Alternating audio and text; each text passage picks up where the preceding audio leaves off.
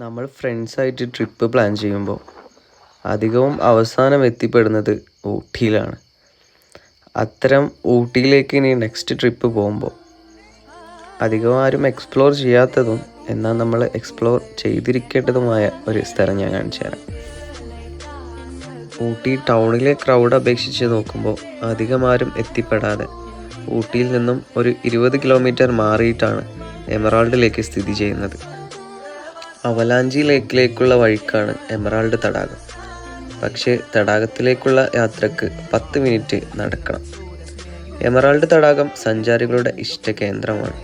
പക്ഷി നിരീക്ഷണത്തിനും ട്രക്കിങ്ങിനും ബൈക്കിങ്ങിനും അനുയോജ്യമായ സ്ഥലം. നിങ്ങൾക്ക് വൈവിധ്യമാർന്ന സസ്യജാലങ്ങളെയും ജന്തുജാലങ്ങളെയും കാണാൻ കഴിയും. പ്രകൃതി സ്നേഹികൾക്കും ഫോട്ടോഗ്രാഫർമാർക്കും ഈ സ്ഥലം വളരെ നല്ലതാണ്. എമറാൾഡ് ഡാം TNEB അഥവാ തമിഴ്നാടു ഇലക്ട്രിക്കൽ ബോർഡിൻ്റെ നിയന്ത്രണത്തിലാണ്.